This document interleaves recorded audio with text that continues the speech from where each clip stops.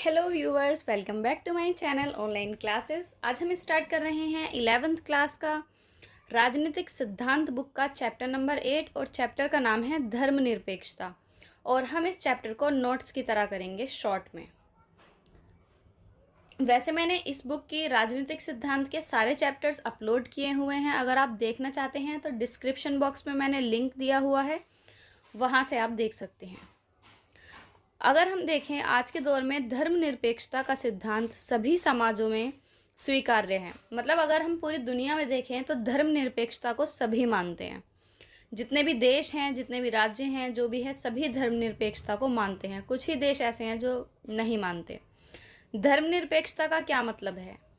धर्मनिरपेक्षता का मतलब है अपने धर्म को मानना किसी भी परेशानी के बिना, ठीक है, किसी भी कानून के दबाव में आए बिना। मतलब जो राज्य है, जो सत्ता है, जो पावर है, जो सरकार है, वो लोगों को ये छूट देती है कि आप अपना धर्म मानिए, आपकी मर्ज़ी है, आप किसी भी धर्म को अपनाइए, आपकी मर्ज़ी है, खुलकर प्रचार कीजिए, ठीक है, किसी को परेशानी हुए बिना।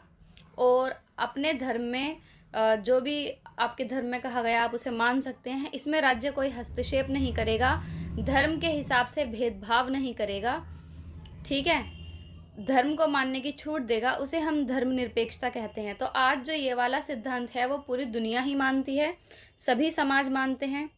स्वतंत्रता आंदोलन के दौरान ही भारत में धर्मनिरपेक्षता की अवधारणा बलवती होती चली गई। स्वतंत्रता से पहले यह धर्मनिरपेक्षता वाला सिद्धांत इतना नहीं था, क्योंकि ज़रूरत ही नहीं पड़ी, इतनी लड़ाइयाँ या दिमागों में लोगों के इतने भेदभाव नहीं रहते थे जितने कि अब रहते हैं।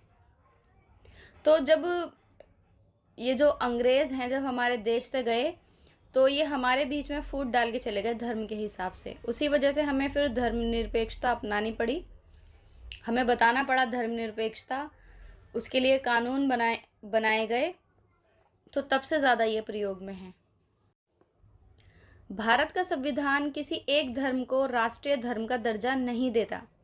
यह सर्वधर्म समभाव की नीति को मान्यता देता है। मतलब सभी धर्म एक समान हैं और कोई धर्म ऊंचा या नीचा नहीं है, सभी धर्म अच्छे हैं, ये हमारा संविधान बताता है। और किसी एक धर्म को राष्ट्रीय दर्जा नहीं देता कि हमारा जो राष्ट्र है उसका धर्म ये है, ऐसा कुछ नहीं है, ठीक है। फिर भी कुछ लोग मतलब ऐसे बढ़ चढ़कर आते हैं कि हमारे धर्म को ऊंचा समझा जाए या हमारे धर्म को राष्ट्रीय दर्जा दिया जाए, जिसकी वजह से भेदभाव उत्पन्न होते हैं। भारतीय समाज में अनेक धर्मों को मानने वाले लोग हैं, जैसे कि हिंदू हैं, मुस्लिम हैं, सिख हैं, ईसाई हैं, बहुत सारे हैं और इसके अलावा भी बहुत सारे हैं। ये किसी पंथ विशेष में आस्था रखते हैं, अपने धर्म गुरुओं से प्रभावित होते हैं, अपने धर्म गुरुओं की बात मानते हैं, अलग अलग धार्मिक ग्रंथों में अपनी आस्था रखते हैं, सबके अलग अलग धार्मिक ग्रंथ हैं, पाठ पूजा करते हैं। और ये सब करने की हमारा जो संविधान है पूरी स्वतंत्रता देता है। सब अपने अपने धर्मों का पालन करें, अपने गुरुओं की बात सुनें, बस किसी को परेशान ना करें। भारतीय संविधान में सन 1976 में 42वें संशोधन द्वारा प्रस्तावना में पंथ निरपेक्ष शब्द जोड़ा गया। पंथ निरपेक्ष का मतलब क्या है?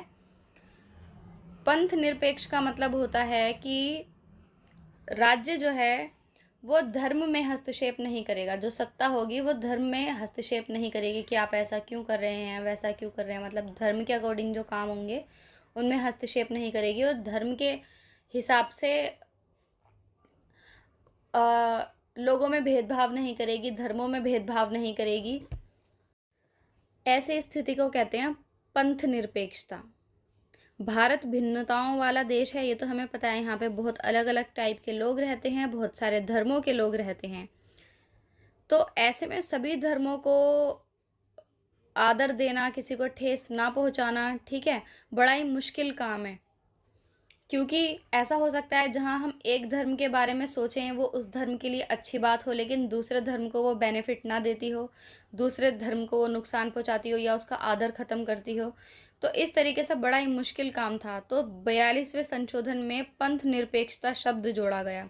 संविधान के घोषणा पत्र में धार्मिक वर्चस्ववाद का विरोध करना, धर्म के अंदर छिपे वर्चस्व का विरोध करना तथा विभिन्न धर्मों के बीच तथा उनके अंदर समानता को बढ़ावा देना, इसकी घोषणा करी गई। वर्चस्ववाद, ये धर्म में छिपे अंदर वर्चस्व का मतलब क्या है कि जिस धर्म के लोग ज़्यादा होंगे, ये इतिहास गवाह है इस चीज़ को लेकर, हमेशा ऐसा होता आया है कि जिस धर्म के लोग ज़्यादा होंगे वो हमेशा अल्पसंख्यकों को दबाने की कोशिश करते हैं।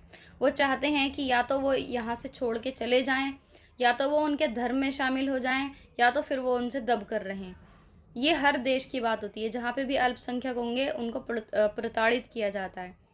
तो इसलिए यहाँ पंथ निरपेक्षता की बात हुई है कि कोई भी ये अपने धर्म में छिपा हुआ जो वर्चस्व है उसको बाहर नहीं निकालेगा, क्योंकि हर धर्म में ये वर्चस्व छिपा हुआ होता है। मतलब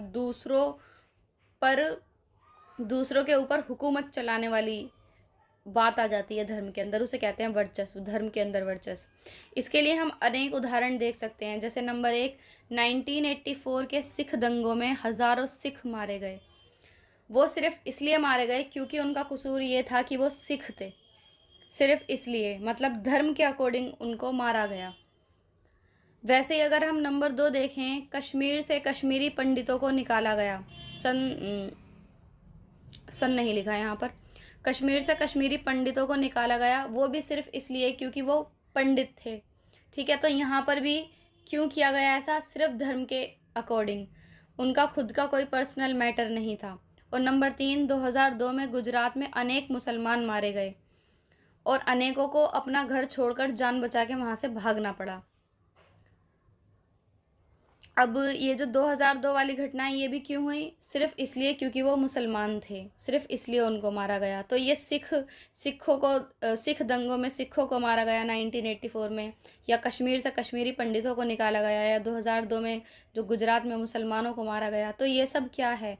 ये सब है कि जहाँ पे भी मेजॉरिटी में लोग होंगे, जहाँ पर भी किसी एक धर्म के लोग ज़्यादा होंगे, वो दूसरे धर्म को प्रताड़ित करना शुरू कर देते हैं। ये होता है धर्म के अंदर छुपा हुआ वर्चस्व। मतलब एक धर्म दूसरे धर्म के ऊपर हावी होना चाहता है। कब? जब वो धर्म ज़्यादा बढ़ जाता है। धर्म के अंदर वर्चस्ववाद यही है। जैसे कि हम देख सकते हैं, और हाँ, अपने ही धर्म के अंदर भी वर्चस्ववाद होता है। जैसे कि मंदिरों में महिलाओं तथा दलितों का प्रवेश मना होता है, जबकि ये हिंदू धर्म ही होता है, फिर भी दलितों का, जबकि दलित भी हिंदू ही होते हैं। दूसरी तरफ मस्जिदों में औरतों का प्रवेश मना होता है, औरतों की नमाज नहीं होती। बहुत सारी मस्जिदें हैं जिसमें होती है, बहुत सारी मस्जिदें हैं जिसमें नहीं होती। तो ये भी किस तरीके की बात है? ये भी धर्म के अंदर वर्चस्व की बात है। अब हम पढ़ते हैं धर्मनिरपेक्ष राज्य। मतलब एक धर्मनिरपेक्ष राज्य हम किसे कहेंगे? तो देखिए, वह राज्य जहां सरकार की तरफ से किसी धर्म को आधिकारिक कानूनी मान्यता ना दी जाए। मतलब किसी एक धर्म को कानूनी मान्यता ना दी जाए, कानून सिर्फ उसके लिए इसलिए कानून ना बनाए क्योंकि वो किसी खास धर्म से है। धर्म के हिसाब से कोई ऐसा कानून नहीं बनाया जाएगा, ठीक है, कोई अधिकार नहीं दिया जाएगा उसके खास होने के लिए। सर्वधर्म संभाव की अवधारणा को महत्व, मतलब ये कि सभी धर्म एक समान हैं और सभी को एक ही आधार पर महत्व दिया जाएगा। ये नहीं कि किसी खास धर्म की वजह से सरकार का झुकाव जो है किसी खास धर्म पर ज़्यादा होगा, ऐसा नहीं होगा। हमारे संविधान के अनुसार सभी धर्मों को समान सम्मान दिया जाएगा। ठीक है। धार्मिक समूह के वर्चस्व को रोकना, ये जो धर्म के आधार पर वर्चस्व फैलाते हैं, मतलब दूसरे धर्मों पर दबदबा कायम करते हैं, उसको रोकना।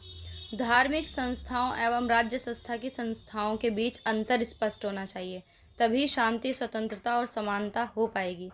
किसी भी प्रकार के धार्मिक गठजोड़ से परहेज, मतलब धर्म के हिसाब से लोग अपने बड़े बड़े ग्रुप वगैरह बना लेते हैं, वो सब नहीं होने चाहिए। और ऐसी चीज़ों पर बैन लगाना जो दूसरे धर्मों को ठेस पहुंचाएं, प्रताड़ित करें, परेशान करें, ऐसी चीज़ों पर बैन लगाना। ठीक है। ऐसे राज्यों को हम कहेंगे धर्मनिरपेक्ष राज्य। इसके बाद हम आते हैं धर्मनिरपेक्षता का यूरोपीय मॉडल।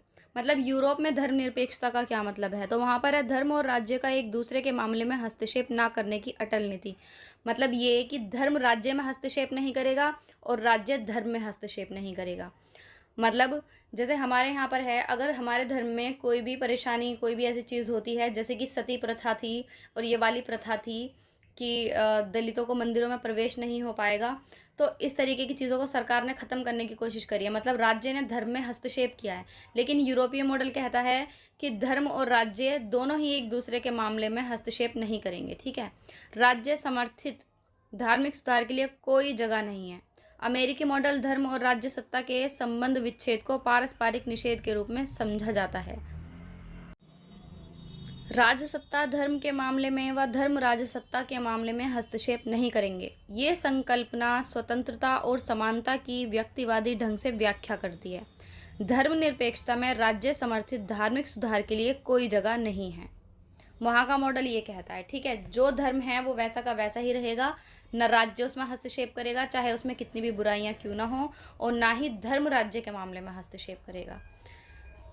और जबकि हमारा जो भारतीय मॉडल है धर्मनिरपेक्षता को लेकर, वो यूरोप के मॉडल से काफ़ी अलग है। हमारा मॉडल ये कहता है अंतर्धार्मिक सहिष्णुता से प्रभावित, अंतः धार्मिक वर्चस्व का पुरतोर विरोध।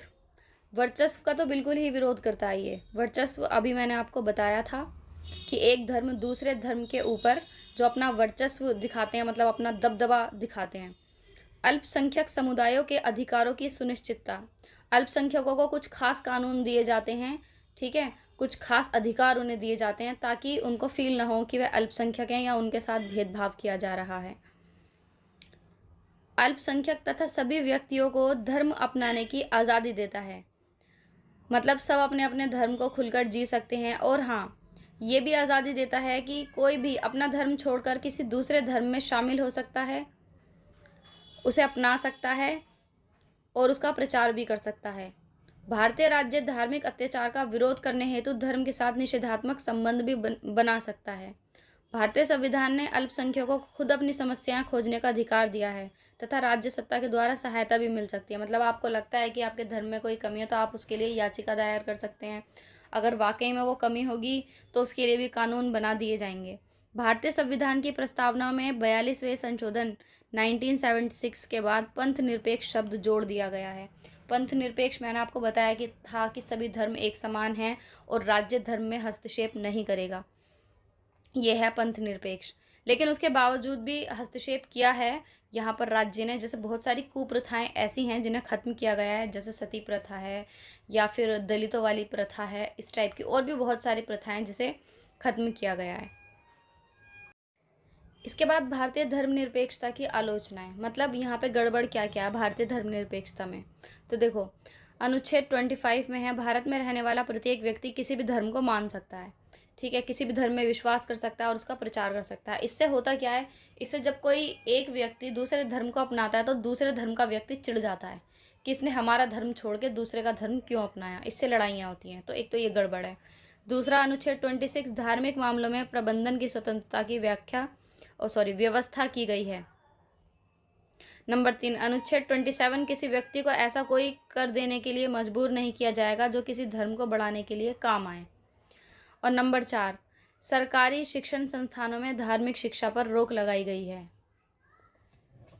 मतलब किसी भी ऐसे स्थल पर सरकारी जगहों पे धार्मिक शिक्षा नहीं दी जाएगी। धर्म विरोधियों के अनुसार धर्मनिरपेक्षता धर्म विरोधी है तथा धार्मिक पहचान के लिए खतरा पैदा करती है। जो धर्म के विरोधी होते हैं वो ऐसा कहते हैं।